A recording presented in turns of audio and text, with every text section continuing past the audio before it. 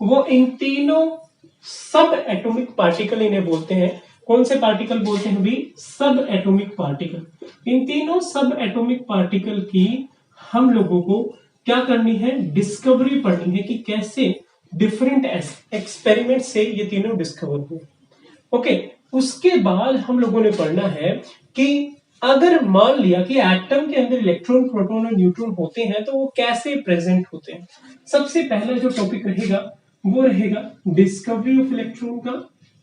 Electron को कैसे discover किया, सॉरी, डिस्कवरी ऑफ सब एटॉमिक पार्टिकल। ठीक है, इलेक्ट्रॉन, प्रोटॉन और न्यूट्रॉन, तीनों के तीनों की डिस्कवरी कैसे हुई।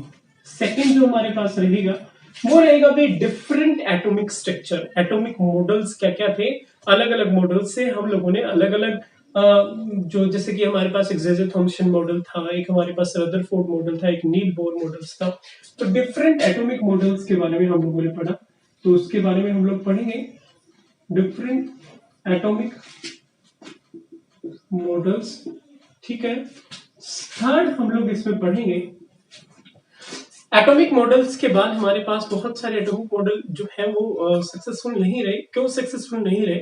उसके लिए लाइट का ड्यूल नेचर बताया गया, और लाइट के ड्यूल नेचर के लिए हम लोगों ने electromagnetic theory, Max Planck's theory, Maxwell theory, ठीक है, ये कुछ थ्योरीज हैं जिनमें ये बताया गया कि लाइट का ड्यूल नेचर होता है। Max Planck's theory, Maxwell theory, ठीक है, ये कुछ थ्योरीज है जो उन्हें पढ़नी है। फिर हम पढ़ेंगे ड्यूल नेचर ऑफ लाइट, और ड्यूल नेचर ऑफ लाइट के बाद हम लोग पढ़ेंगे कि ड्यूल नेचर ऑफ लाइट से हम लोग उसकी वेवलेंथ कैसे निकालते हैं यूजिंग डी ब्रॉगली, एक साइंटिस्ट थे। ठीक है बेटा, और उसके बाद हमारे पास है कि क्वांटम मैकेनिकल मॉडल क्या होता है, क्वांटम मैकेनिक्स क्या होती है। ठीक है, उसके बारे में हम डिटेल में डिस्कस करेंगे कि क्वांटम मैकेनिक्स क्या होती है। ओके, क्वांटम मैकेनिक्स वैसे थ्योरेटिकल स्टडी होती है मोशन ऑफ माइक्रोस्कोपिक पार्टिकल्स की, जो पूरी की पूरी स्क्रोडिंजर वेव इक्वेशन पे बेस्ड है।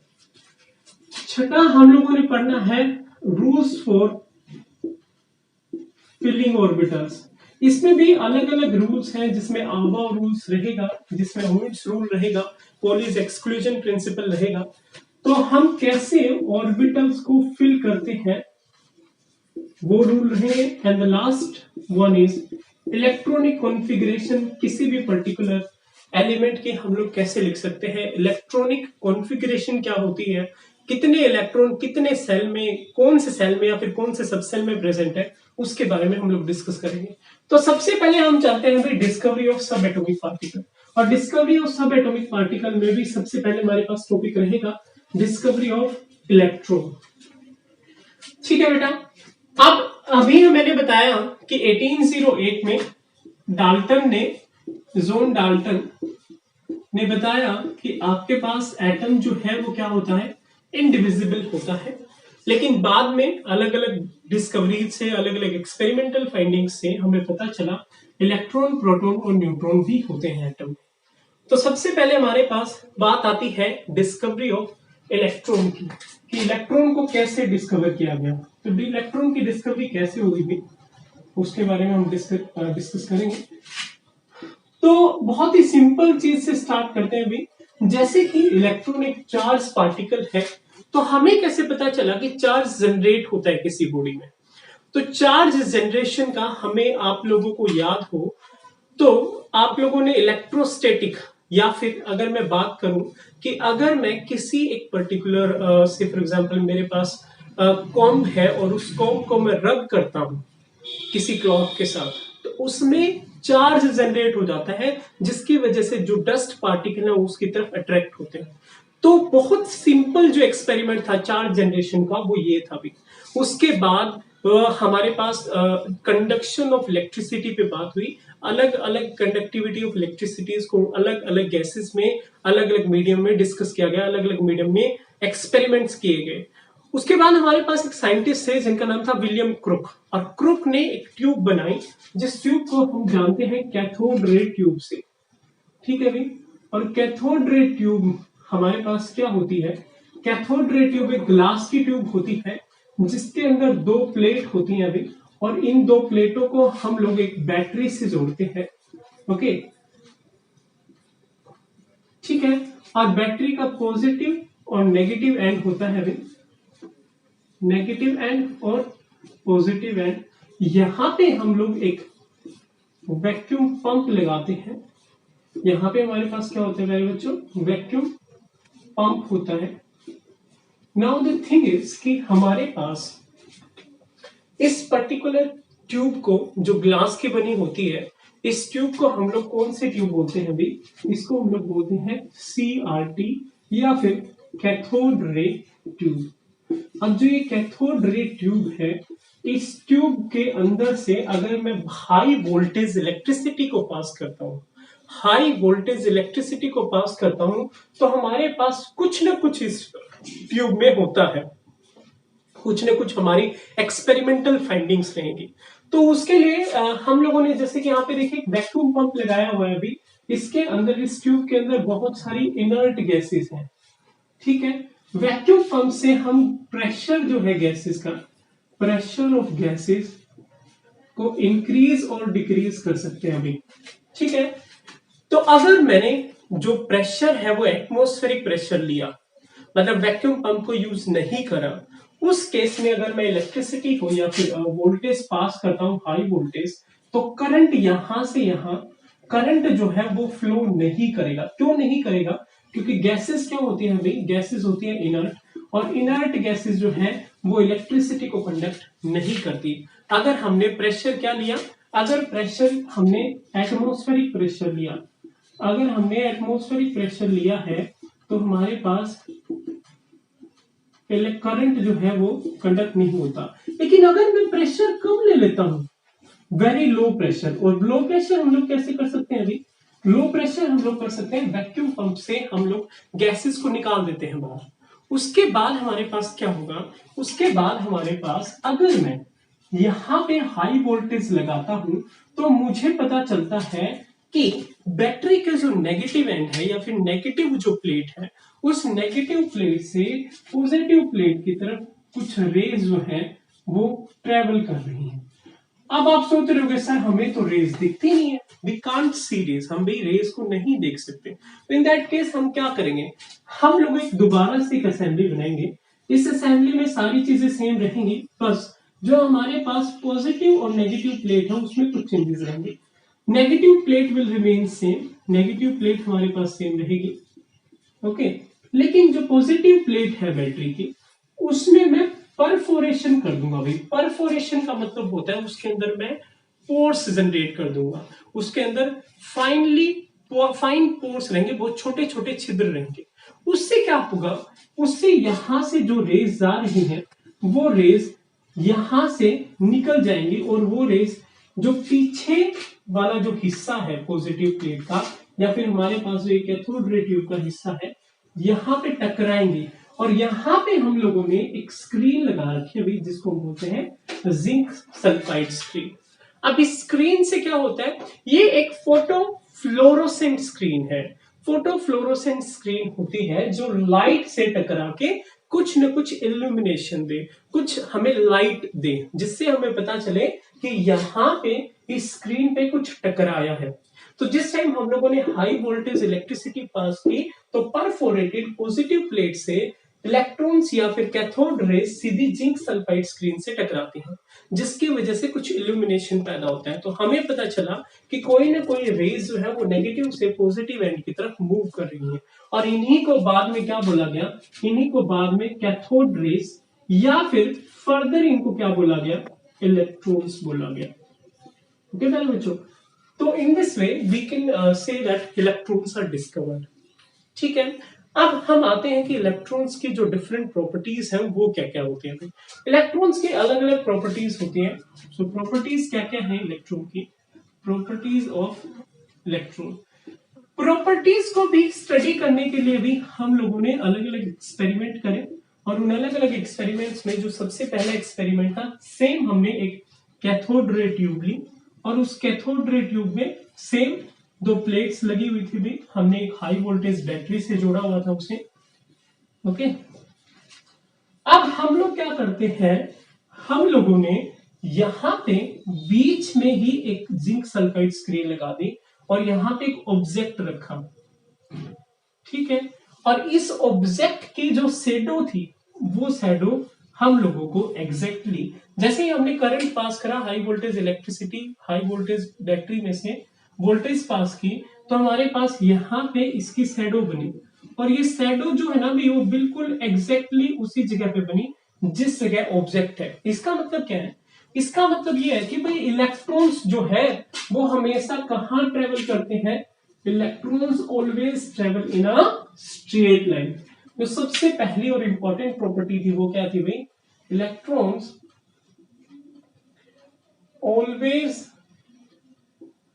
Move in straight line.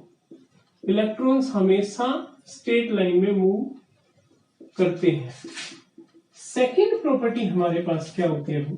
Second property है प्यारे बच्चों, अगर मैं बात करूं जैसे हमने यहाँ पे एक ऑब्जेक्ट रखा है, वैसे ही हम क्या कर सकते हैं, हम लोग यहाँ पे देखिए, अगर मेरे पास सेम असेंबली में अलग से दोबारा से बनाता हूँ, हम लोगों ने अगेन एक कैथोड रे ट्यूब ली, प्लेट्स लगाए, ओके। और इस कैथोड रे ट्यूब्स में प्लेट्स पे हम लोगों ने अभी क्या करना है, हम लोग एक फैन लगाते हैं यहाँ पे, ठीक है।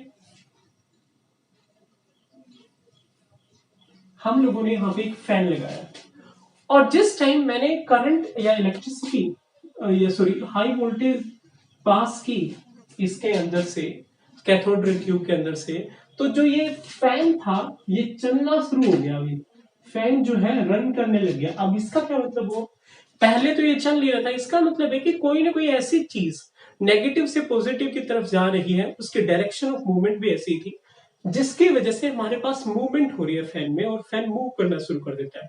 अब इससे हमने क्या कंसर्न, इससे हमने क्या कंक्लूजन निकाला कि हमारे पास जो इलेक्ट्रॉन्स है उनके पास कुछ न कुछ मास होता है जिसकी वजह से ये इसे मूव कर पा रहे हैं। अभी इसका मतलब क्या है, इलेक्ट्रॉन्स कैसे हैं? Electrons are material in nature. Material का मतलब है कि भाई उनका कुछ मास, वॉल्यूम और वो ऑक्यूपाई करते हैं स्पेस को। Electrons are material in nature, ठीक है। तो ये हमारे पास बात हुई दो प्रॉपर्टीज की। जो तीसरी प्रॉपर्टी है बेटा वो है, अगर मैं इस पर्टिकुलर प्लेट्स पे या फिर इस पर्टिकुलर ट्यूब पे क्या लगाता हूं, इलेक्ट्रिक फील्ड अप्लाई करता हूं बाहर से, ठीक है, तो मेरे पास क्या होगा भाई, इलेक्ट्रिक फील्ड लगाने से जो नेगेटिव टू पॉजिटिव रेज आ रही थी वो डिफ्लेक्ट हो जाएंगी। किसकी तरफ डिफ्लेक्ट हो जाएंगी भाई? पॉजिटिव एंड की तरफ डिफ्लेक्ट हो जाएंगे। और पॉजिटिव एंड की तरफ डिफ्लेक्ट होते हैं, इसका मतलब उनके ऊपर चार्ज क्या होता है भाई? Electrons are negatively in charge, ठीक है भाई। इलेक्ट्रॉन्स नेगेटिव होते हैं चार्ज में। सेम लाइंस पे अगर मैं मैग्नेटिक फील्ड लगाता हूं तब भी इनमें मूवमेंट हो जाती है, तब भी वो क्या करती हैं? डिफ्लेक्ट करती हैं, ओके। जो फोर्थ प्रॉपर्टी है हमारे पास वो रहेगी कि अगर मैं किसी भी ऑब्जेक्ट को बीच में रखता हूं तो मैं उस ऑब्जेक्ट को आयनाइज कर सकता हूं, उसके ऊपर हम चार्ज डेवलप कर सकते हैं। क्यों? क्योंकि इलेक्ट्रॉन्स यहां से यहां जा रहे हैं, तो हमारे पास जिस टाइम किसी भी ऑब्जेक्ट को बीच में रखा जाता है तो उनके ऊपर क्या डेवलप हो जाता है? चार्ज डेवलप हो जाता है। So these are all about the properties of electron. इसके अलावा भी कुछ माइन्यूट प्रॉपर्टीज हैं which are not of that important. तो ये हमारे पास कुछ इंपॉर्टेंट प्रॉपर्टीज हैं इलेक्ट्रॉन्स की। अब भाई हमें इलेक्ट्रॉन्स की कुछ और प्रॉपर्टीज कैलकुलेट करनी है। से फॉर एग्जांपल मुझे कैलकुलेट करना है प्यारे बच्चों, क्या मुझे इसका चार्ज और मास कैलकुलेट करना है। तो चार्ज और मास कैलकुलेट करने के लिए जे थॉमसन ने सबसे पहले, जिसको कि माना जाता है कि इलेक्ट्रॉन की जो डिस्कवरी वो किसने की थी भाई? जे थॉमसन ने की थी। जे थॉमसन ने चार्ज टू मास रेशियो निकाला। चार्ज टू मास रेशियो मतलब इलेक्ट्रॉन के चार्ज को हम ई से लिखते हैं, एंड ई हमारे पास मास ऑफ इलेक्ट्रॉन है। अब चार्ज टू मास रेशियो को कैसे कैलकुलेट किया गया? चार्ज टू मास रेशियो को कैलकुलेट करने के लिए इन्होंने इलेक्ट्रिक फील्ड और मैग्नेटिक फील्ड दोनों चीजें इकट्ठी लगाई। किसके ऊपर? कैथोड रे ट्यूब पे। यहाँ पे देखिए again we have a cathode ray tube, ठीक है। इसके अलावा हमारे पास अगेन देयर आर प्लेट्स। तो अगर मैं कैथोड रे ट्यूब पे इलेक्ट्रिक फील्ड और मैग्नेटिक फील्ड दोनों इकट्ठा लगाता हूं तो मेरे पास क्या होगा? हम इस पर्टिकुलर प्रॉपर्टी से कैसे कैलकुलेट कर पाएंगे। मान लिया कि हमारे पास इलेक्ट्रिक फील्ड है और ये है मैग्नेटिक फील्ड। मैं ये दोनों इकट्ठे लगा रहा हूं भी, तो उससे क्या होगा, हमारे पास जो इलेक्ट्रॉन का मास है, या फिर अगर मैं बात करता हूं, मैंने अभी बताया था कि अगर मैं इलेक्ट्रिक फील्ड लगाता हूं तो इलेक्ट्रॉन डिफ्लेक्ट करता है पॉजिटिव प्लेट की तरफ। अगर इलेक्ट्रॉन का मास ज्यादा है तो उसका डिफ्लेक्शन कम रहेगा, अगर इलेक्ट्रॉन का चार्ज ज्यादा है तो उसका डिफ्लेक्शन ज्यादा रहेगा। तो मोर और लेस हमारे पास चार्ज टू मास रेशियो पे डिपेंड करता है कि कितना डिफ्लेक्शन रहेगा जिस टाइम हम इलेक्ट्रिक फील्ड और मैग्नेटिक फील्ड अप्लाई करते हैं।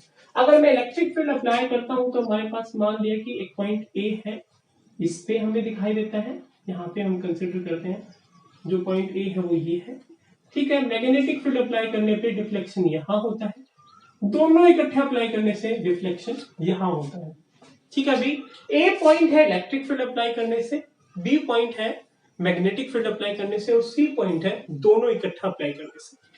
तो अगर मैं इलेक्ट्रिक फील्ड, मुझे निकालना है चार्ज टू मास रेशियो, मुझे अगर इलेक्ट्रिक फील्ड की स्ट्रेंथ और मैग्नेटिक फील्ड की स्ट्रेंथ पता है और उसको मैं आर स्क्वायर, आर क्या है अभी, आर है किस एंगल पे डिफ्लेक्ट हो रहा है, उसको हम सर्कल करके उसकी रेडियस कैलकुलेट करें। क्या डिफ्लेक्ट हो रहा है अभी, इलेक्ट्रॉन। तो यहां से हम charge to mass ratio calculate कर सकते हैं। ऐसे ही एक साइंटिस्ट थे मुलिकन, जिन्होंने ऑयल ड्रॉप एक्सपेरिमेंट करके चार्ज निकाला, और चार्ज इलेक्ट्रॉन पे कितना होता है, चार्ज की क्वांटिटी हमारे पास होती है 1.6 इंटू 10⁻⁻19 कूलम, और हमारे पास जो चार्ज है इलेक्ट्रॉन पे वो कैसा होता है, नेगेटिव। अब अगर मैं भाई चार्ज टू मास रेशियो को, सॉरी चार्ज को चार्ज टू मास रेशियो से डिवाइड करता हूं तो मेरे पास क्या आ जाएगा, मास ऑफ इलेक्ट्रॉन।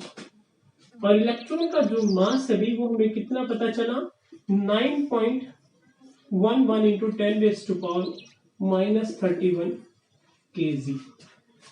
तो आफ्टर कैलकुलेशन पता चला जो मास है इलेक्ट्रॉन का वो 9.11 इंटू 10⁻⁻31 किलोग्राम है, which is very very small, बहुत ही कम है। तो in this way we can calculate the mass of electron. तो भी यहां तक हमें पता चला इलेक्ट्रॉन एक नेगेटिवली चार्ज पार्टिकल है जिसका मास बहुत कम होता है और जिसका चार्ज 1.6 इंटू 10⁻⁻19 कूलम होता है, और इलेक्ट्रॉन्स एक स्ट्रेट लाइन में ट्रेवल करते हैं। इलेक्ट्रॉन्स मटेरियल इन नेचर होते हैं, इलेक्ट्रिक फील्ड और मैग्नेटिक फील्ड अप्लाई करने से क्या हो जाते हैं, डिफ्लेक्ट हो जाते हैं अपनी डायरेक्शन से। So this is all about electron and the discovery of electron. In the next class we will discuss about the discovery of proton. Thank you students.